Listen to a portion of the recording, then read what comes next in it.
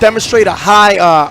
He's much more projectile heavy than players like Hugo or Biddy or Zan. Like he's all about bomb recatches and cross up projectiles. So this is going to be a very, very cat and mouse game here for RK. Off the top of my head, his basic playstyle is reminding me a lot of Flea. Look at this guy. See the Z drops and the re-grabs and the it's so hard to tell. I don't know. I don't even like. If I was fighting this, I'd be like, okay, how do I approach this? He's just overwhelming him with APM actions per minute.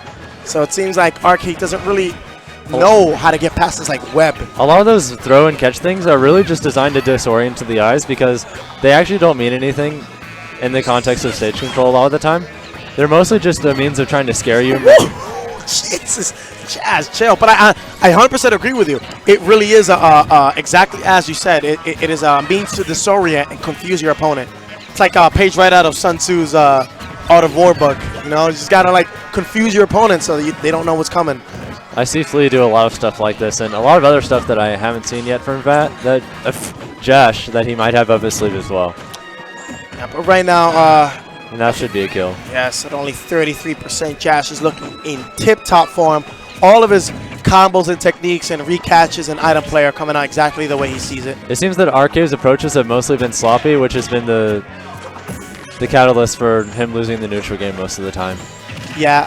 To roll off of that, the thing, just talking slight Smash theory, my concept of Smash theory is the faster character dictates neutral. Generally speaking. Generally speaking. There are, of course, Smashes are always rife with exceptions, but in this particular matchup, I feel like RK just needs to play the very slow game. Walk forward, power shield, choose the right time to roll behind and dash grab, down tilt. I just think that trying to prance around and play at Jash's speed probably isn't going to work out too well. No, he needs to focus on just controlling the stage and backing Jash into the corner. Yes, that yeah, he needs exactly, and slow, gradual, persistent pressure. While annoying, it forces you to be very patient against Toon Link because Kirby lacks the mobility options to force anything else. And so while I imagine Kirby can probably do fine when the matchup is optimized, but this does not appear to be the case right now as Jash has just secured a convincing Game 1 win. Yes, and the thing about Jash is fighting Jash without a game plan is very bad. Like you have to trying to figure out Jash on the fly. I honestly don't see many people who get to do it at all. Most of the people who beat Jash is because they've known Jash for a bit and they kind of understand what Jash wants.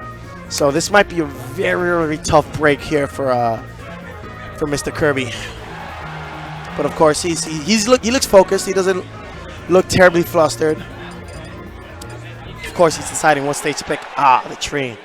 Those up throws. Now I don't agree with this pick at all. Really? I think you're just giving Toon Link even more space to run away and just play his zoning game. Controlling the stage is harder when there's more stage, after all. You know, I think I'm gonna have to agree with you. Sure, he has the tree if he just happens to grab him at kill percent, and he just happens to be right there. But that's such a steep thing to bank the whole set on, right? Like I completely agree.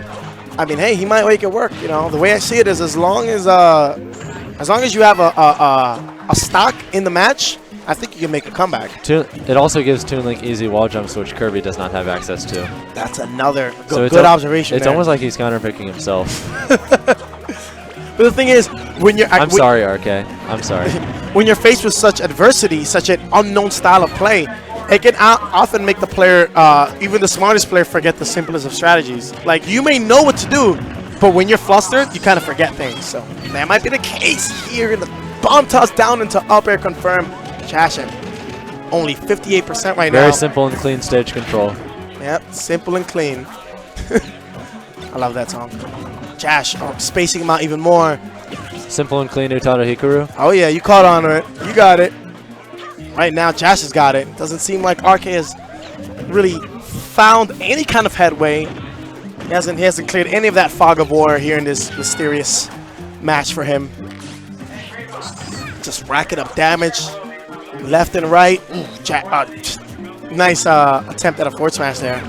Katie RK rather, just doesn't seem to have any real answer to Jash's stage control right now.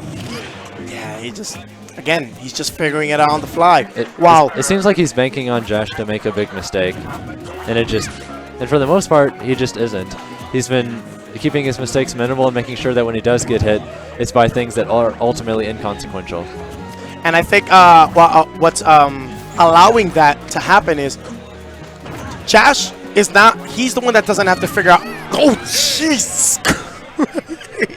And a very nice read and conversion by Jash to clean out the set. It kind of bothers me the way it's just so furious and fast. Like, did you know that setup was happening before it happened? Yes, because